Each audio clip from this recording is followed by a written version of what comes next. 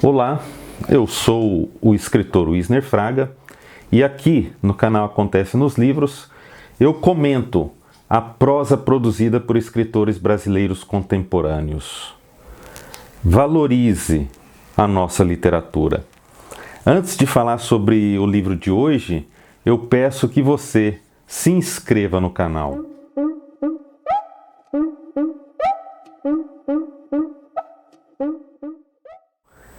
Travessias, este é o título do livro de Suzana Montoro, editado pela Reformatório em 2020. Suzana Montoro é uma escritora e psicóloga paulistana, autora de Exilados, um livro de 2003, Os Hungareses, de 2011, com o qual ela levou o prêmio São Paulo de Literatura, Nem Eu, Nem Outro, também de 2011, finalista do prêmio Jabuti. Este livro, Travessias, é composto por 18 contos e eles estão divididos em 3 partes, intituladas Entrega, Cidadela e Nascente. Os contos têm a marca da reflexão sobre o mundo, sobre os relacionamentos, sobre a interação entre pessoas e entre coisas. Trazem, por meio de profundas ponderações, flashes de cotidianos em que as personagens tentam ter algum controle sobre destinos, mas acabam descobrindo que é tudo ilusão. Na primeira parte, como diz o título, há entregas completas, tão completas a ponto de transformarem o espaço e até o tempo.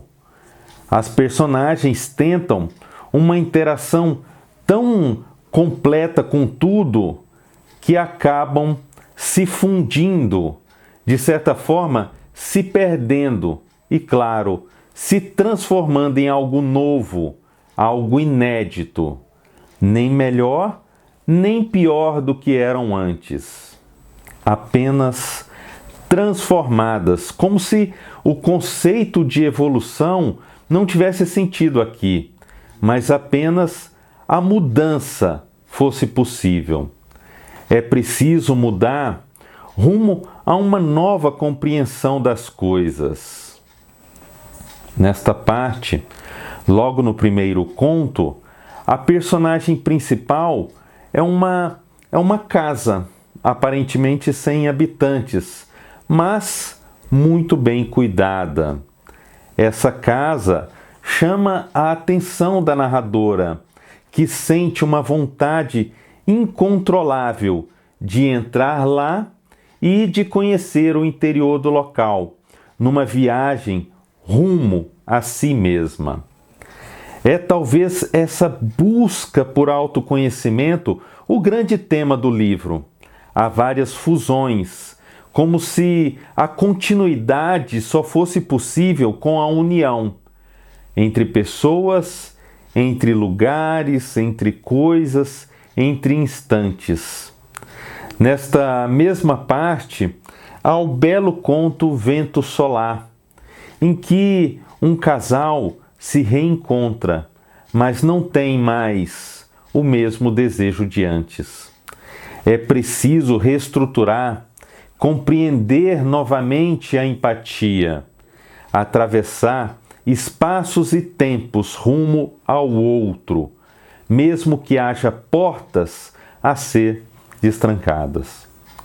Outro bonito conto desta parte é intitulado Todos os Sabores, em que 2 gerações falam sobre o amor à culinária e, por meio de ousadias nas receitas, acabam por contar a própria história, bem como também a história de seus ancestrais. É um conto sobre a ancestralidade.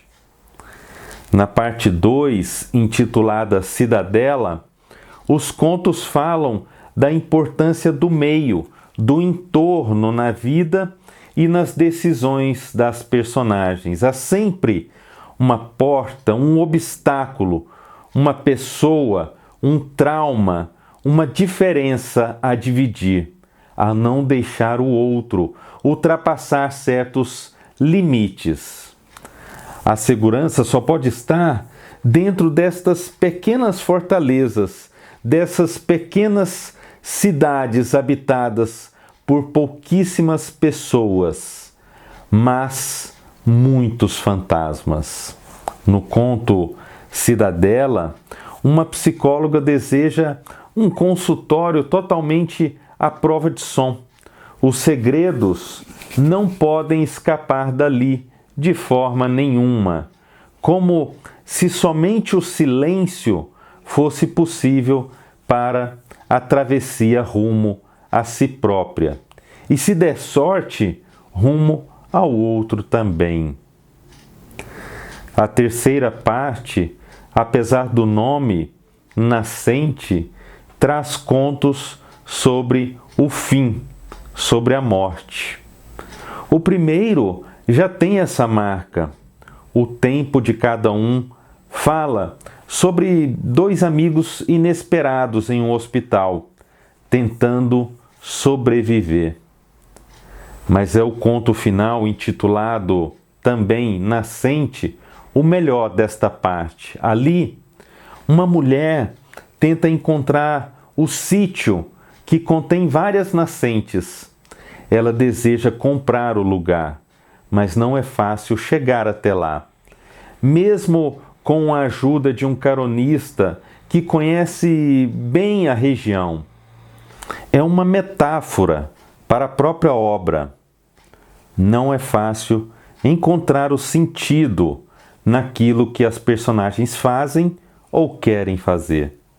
Sequer a travessia é fácil, é simples. Não, ela é tortuosa.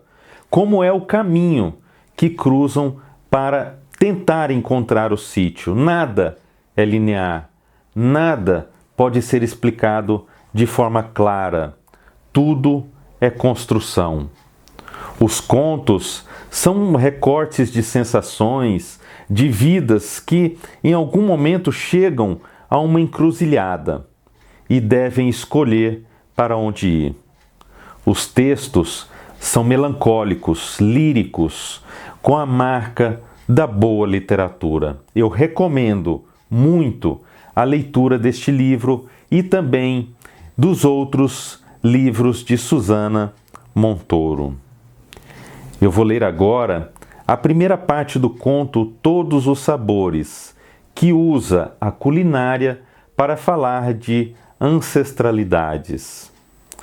Inscreva-se no canal Acontece nos Livros e se você curtiu este vídeo, divulgue-o em suas redes sociais. Ajude nosso canal a crescer.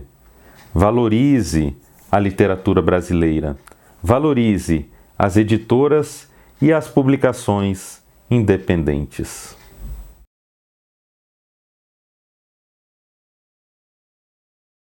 Todos os sabores. 1. Ainda é cedo para levantar. Pela luz que incide oblíqua na janela, observa a expressão serena do meu marido, embalado no sono. Há 40 anos dividimos a mesma cama e há 40 anos durmo depois e acordo antes. A ele coube o sono desembaraçado das crianças, a mim assisti-lo dormir. Foi assim que criei o hábito de refletir na cama. A cada manhã, antes de levantar, me acostumei a organizar o dia. Reviso cada passo a ser dado, antevejo possibilidades e rascunho soluções. Foi também o horário que usei para elaborar as receitas. Com a calma necessária, pude criar combinações exóticas, ousar condimentos e misturar ingredientes que, em plena luz do sol e diante do mundo desperto, jamais me atreveria. Na imaginação sou livre, e é apenas sob a luz discreta do início das manhãs e em nenhum outro momento que posso escrever todas as receitas e experimentar todos os sabores. Na cama e em silêncio, dia após dia, preparei novos pratos. e também a personagem de chefe de cozinha que veio atrás. Se ganhei fama e celebridade, foi apenas porque o mundo necessita de referências. Não há nenhum mérito em cozinhar, é uma questão de gosto. Um interesse que vem desde menina, quando observava minha avó preparando o almoço do meu avô. Refeições que ela arranjava com cuidado, numa espécie de bandeja com divisões, e me pedia que levasse a ele no trabalho, a poucas quadras de nossa casa. Lá ia eu, solene, carregando o tesouro. Às vezes meu avô me deixava ficar junto enquanto comia. Fascinada, observava o prazer com que ele saboreava a comida que, para mim, não passava de combinações amorosas de cores e texturas das quais eu apenas intuía o gosto. Mas já perdi a conta do tempo passado. O que fiz desde então foi viver um dia após o outro colhendo a fruta segundo a estação. Hoje não irei trabalhar. Ficarei em casa à espera da equipe de filmagem que virá para a entrevista, a primeira e a última antes de encerrar a carreira. É chegada a hora de me aposentar. Não deixo descendentes para minha arte, como dizem. Filhos tivemos 5, estão todos criados e envolvidos com a própria vida. Nenhum neto ainda, creio que não viverei para conhecê-los. Ninguém interessado em culinária e todos adorando as refeições que preparam. Dizem que tem gosto de mãe, mas para mim o gosto é de avó, o que deve ser a mesma coisa para quem não conviveu com a mãe. Um detalhe sem importância para os entrevistadores. O que querem saber é qual o segredo da minha mão na cozinha. Tolice. Se alguém degustar com atenção qualquer prato, poderá reconhecer cada ingrediente, mas o sabor está além dos ingredientes. Aprendi com minha avó que o importante é ter sentimentos em relação à comida. É isso que dá sabor à receita. O resto são convenções, mais modismo do que paladar. Como também é modismo o mito ao redor de mim. Cozinho por uma necessidade afetiva acima de tudo, uma lealdade à minha avó. Não gosto da fama e não aparecer em público foi a minha defesa. Como um cego que enxerga com a pele e os ouvidos, aprendi a compensar o que me falta e a fazer do abismo uma travessia. Se nunca fiz questão de alardear minhas qualidades culinárias, não foi por modéstia ou timidez, e sim por medo. Medo de me revelar. Minha aproximação aos sabores é intuitiva, ajudada pela personalidade observadora que tenho e pelo sono do meu marido, que me proporciona o recolhimento necessário à criação. Nada mais que isso, garanto. O gosto que saboreio na intimidade não pode ser compartilhado. Talvez deva me vestir a caráter para a entrevista e substituir o dolman de cozinheira por um kimono de seda, como convém a uma japonesa. Quando a luz da manhã se esparramar até a metade da parede do quarto, meu marido então despertará e eu poderei sair da cama. Como sempre, ele vai perguntar se dormi. Eu direi que sim. E ele duvidará, os olhos abertos como pequeníssimas jabuticabas. Não é porque não me vê dormindo que eu não durmo. Eu também achava que minha avó não comia, já que nunca a via comer. Ela tinha por hábito fazer as refeições sozinha. Para ela, a culinária japonesa seria uma arte a ser mais contemplada do que consumida. O prazer vinha da preparação da comida. Era esse o melhor alimento que podia degustar. Em homenagem à minha avó, usarei um kimono na entrevista. Afinal, foi de quem herdei o dom na cozinha e a completa ausência de paladar. Nosso segredo e nossa tristeza.